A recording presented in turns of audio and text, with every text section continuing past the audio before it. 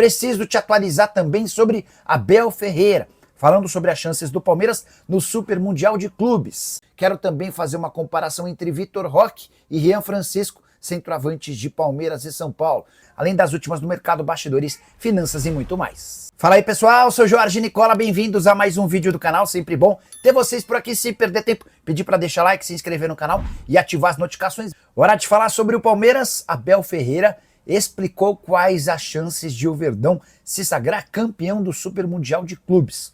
Confesso que fiquei surpreso com a resposta. Você, palmeirense, apontaria qual chance? Com a lembrança de que são 32 equipes, sendo 12 do futebol europeu, algumas das principais do mundo estarão nesse Super Mundial de Clubes. Para Abel Ferreira, a chance alviverde gira na casa dos 10%.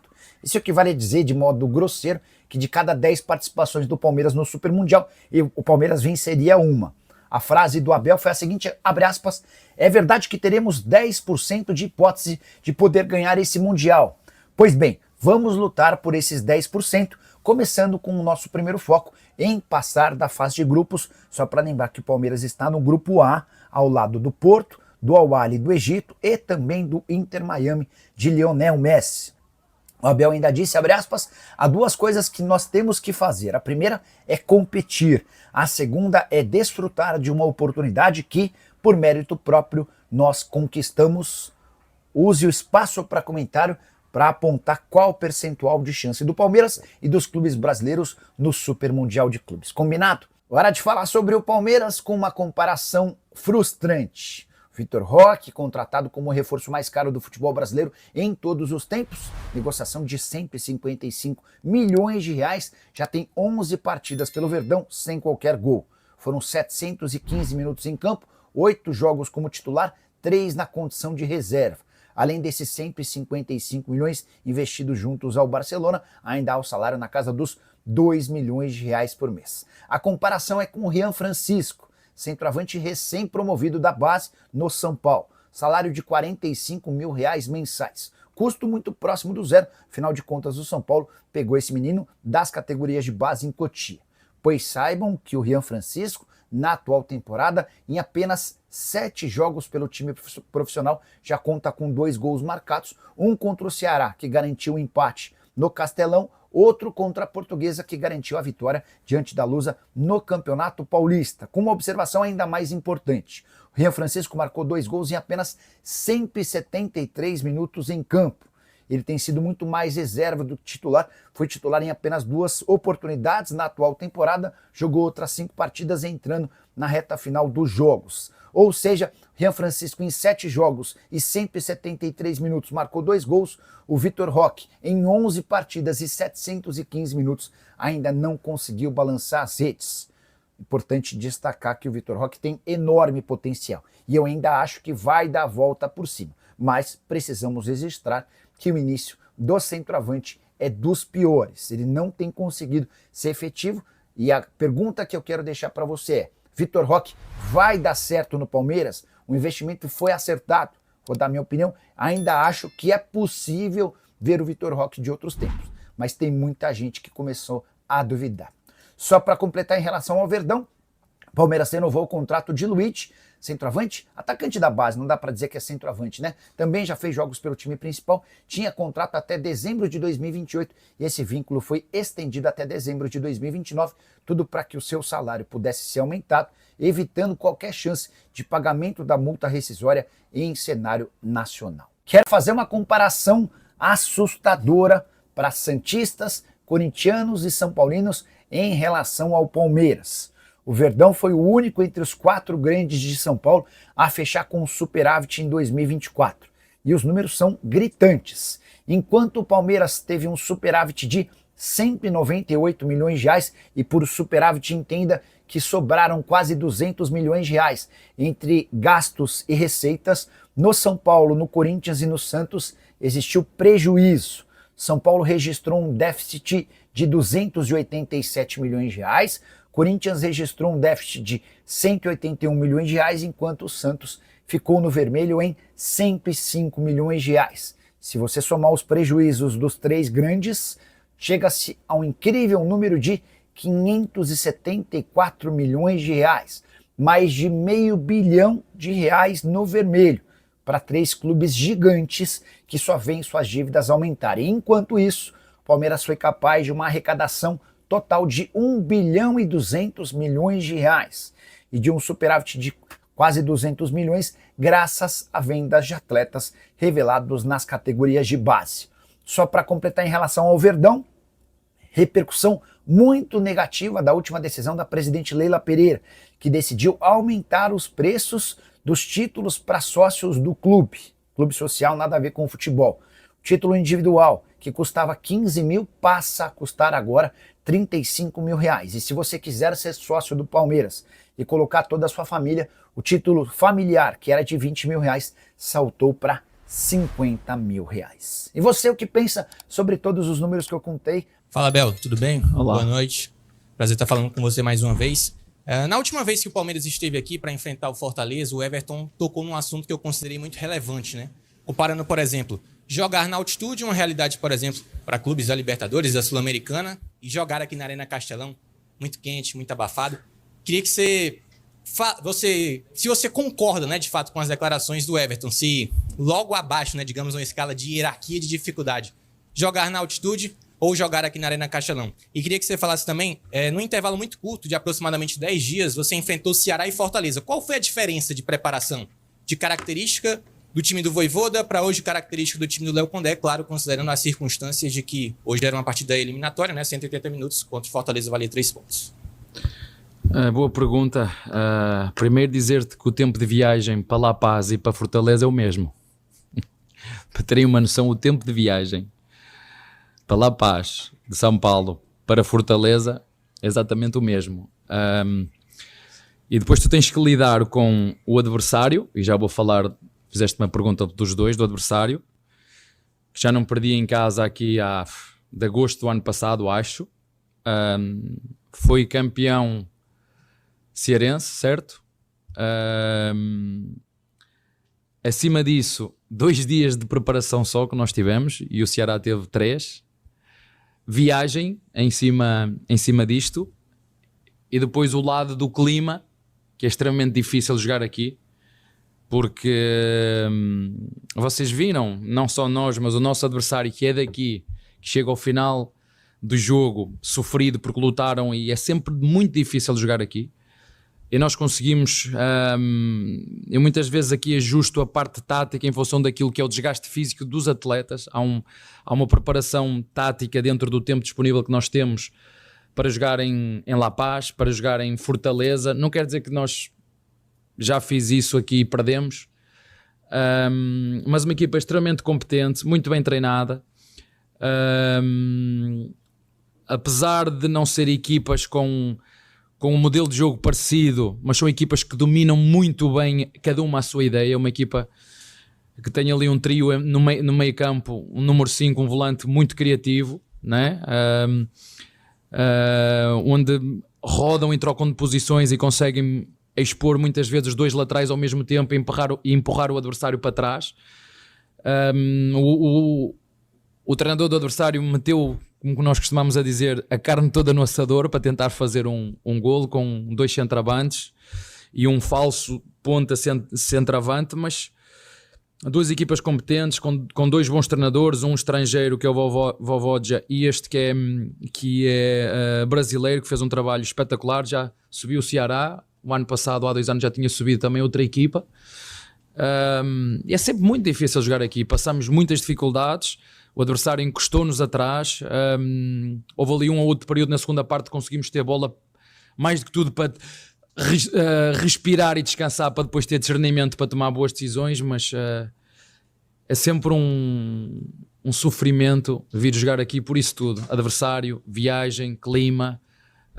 Eu não vou falar do gramado porque ele é igual para os 2, mas 2 equipas muito competentes e sobretudo o Ceará, que foi com quem nós jogámos, já não perdia aqui em casa há muito tempo, tinha essa motivação extra, e nós com sabedoria, com esperteza, com inteligência, mesmo trocando alguns jogadores porque era preciso, nós conseguimos nesta primeira parte sair daqui com uma vantagem de 1 golo. Está tudo em aberto e nós vamos preparar, quando vier o jogo de ida em nossa casa, para conseguir estar na próxima fase. Boa noite, Abel. O Alisson, TV Editora Dinâmica. Qual a importância da vitória a vitória de hoje, tendo em vista que o Ceará estava a 25 jogos sem perder em casa 25. E o Palmeiras vai para 17 jogos sem perder fora de casa? A última derrota, se não me engano, 4 de novembro contra o Corinthians, né? Qual a importância para o seu elenco, tendo em vista a sequência de partidas e os jogadores que estão sendo trocados constantemente? Qual a importância desse resultado? Olha, primeiro é bom que os nossos jogadores todos entendam que quando o treinador troca é porque confia neles. E era um jogo muito importante hoje para nós, um jogo de prestígio, um jogo que vale passagem à próxima eliminatória, é a Copa do Brasil, que o Palmeiras já não ganha já há algum tempo, vindo de uma derrota que na minha opinião foi, ser injusta ou não, mas foi dura, porque perdemos o último jogo em casa há 3 dias, de forma dura e na minha opinião injusta, mas o futebol muitas vezes é assim, é penalizador, porque quando tu tens que as fazer, mas uma grande equipa tem que dar resposta logo a seguir e era importante nós virmos aqui, mesmo trocando alguns jogadores, dar uma boa resposta. Eles sabem que eu confio neles, mas é uma vitória que nos mantém naquilo que é a nossa normalidade, jogar em cada jogo, competir para ganhar, e hoje conseguimos, mesmo sofrendo um pouquinho, conseguimos levar daqui uma vitória e uma vantagem nesta primeira parte desta eliminatória. Abel, boa noite, Renato Manso, futebolês. O Palmeiras no segundo tempo chegou talvez com uma grande chance com o Paulinho ali aos 27 minutos e de forma geral foi um jogo muito mais de defesa do que de ataque. Eu queria saber se isso foi uma decisão sua da comissão técnica, se era uma coisa já planejada ou se foi uma situação imposta pelo jogo. O Palmeiras, com até um elenco muito mais qualificado do que o Ceará, por exemplo, poderia ter atacado mais, na minha visão. Não sei se você concorda com isso. Por isso que eu lhe pergunto, foi uma escolha ou foi uma imposição da própria partida? Se me perguntam, o meu sonho é pegar na bola e que o adversário não toque na bola nunca.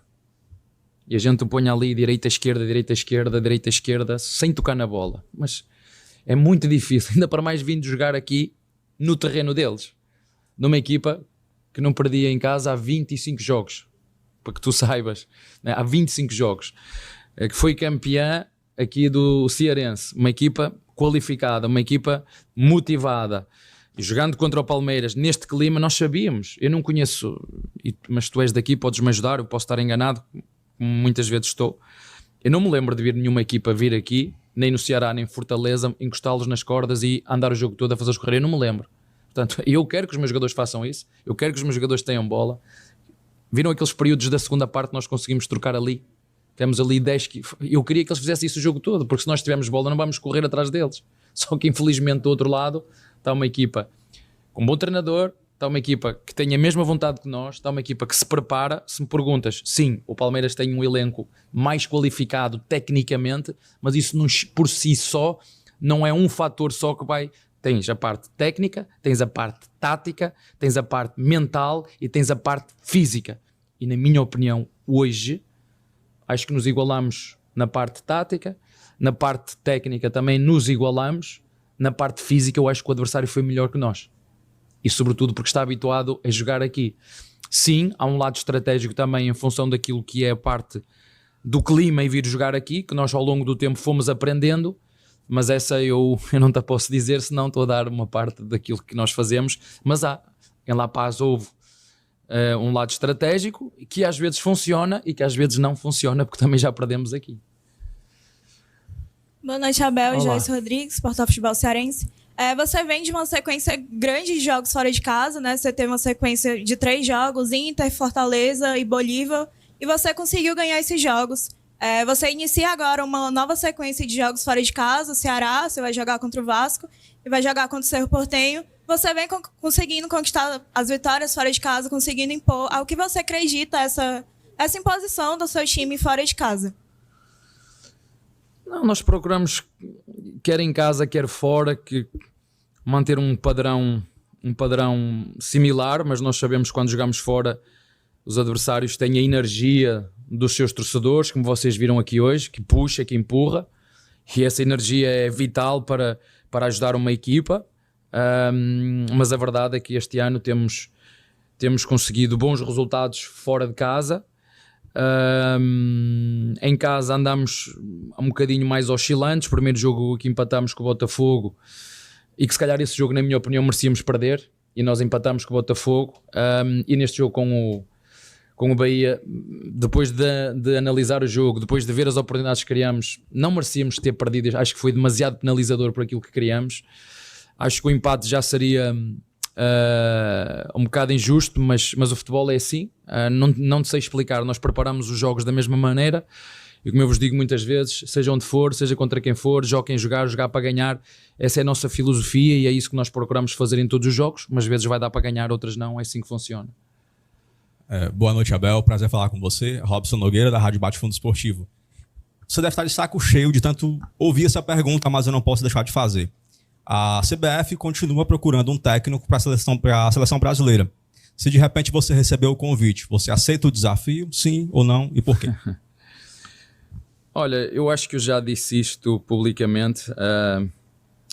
Há um lema na bandeira do Brasil que eu gosto muito: ordem e progresso.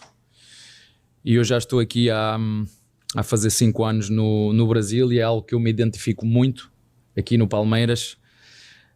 Ordem e progresso, é isso que nós fazemos aqui dentro.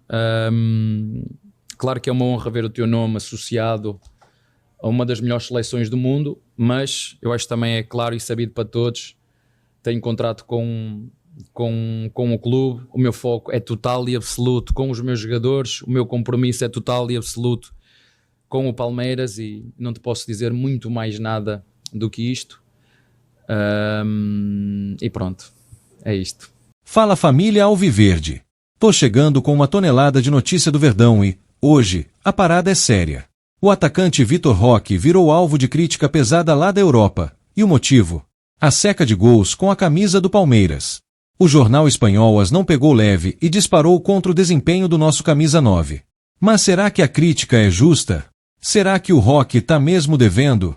Cola comigo nesse vídeo que a gente vai analisar tudo, jogo a jogo, minuto a minuto, e entender o que tá por trás desse momento difícil do jogador mais falado do elenco. Já se inscreve no canal, deixa o like e bora nessa.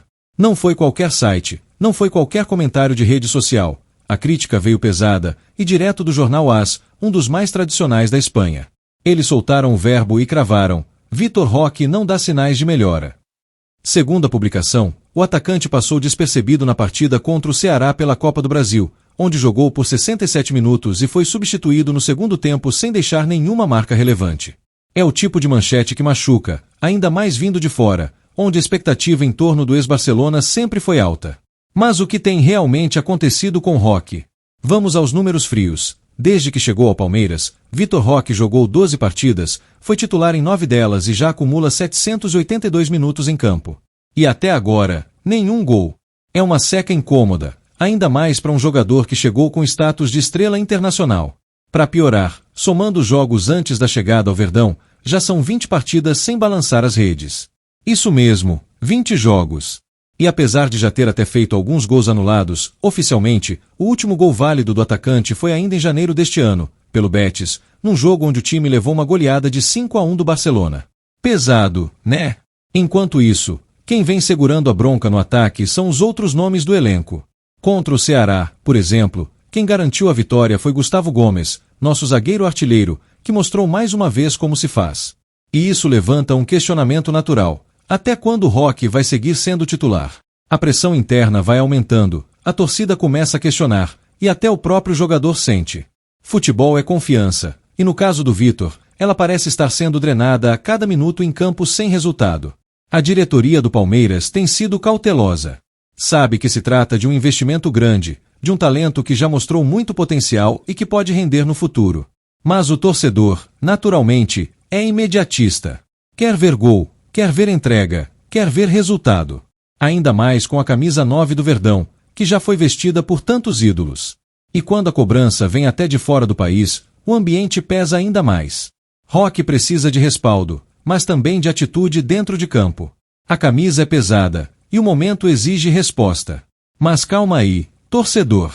A história do futebol tá cheia de viradas épicas, de jogadores que saíram do fundo do poço direto pro estrelato. E com o Vitor Roque pode ser assim também. O talento ele tem, O físico ele tá recuperando, e o tempo para virar esse jogo ainda existe. O próximo duelo será contra o Ceará novamente, dia 22 de maio no Allianz, e pode ser o palco ideal para a redenção. Com o apoio da nossa torcida, aquele grito da arquibancada e uma bola na rede, tudo pode mudar. Futebol é momento, mas também é emoção. E a gente nunca pode subestimar o poder de uma reviravolta. E agora, eu quero ouvir você, torcedor. Você acha que o Vitor Roque merece mais tempo? Ou já deu o que tinha que dar? Comenta aqui embaixo sua opinião, porque o debate tá quente. Já deixa o like no vídeo, compartilha com a galera do Grupo do Verdão e se inscreve no canal para não perder nenhuma notícia. Aqui é Palmeiras, aqui é raça, é cobrança, mas também é apoio. Avanti, palestra!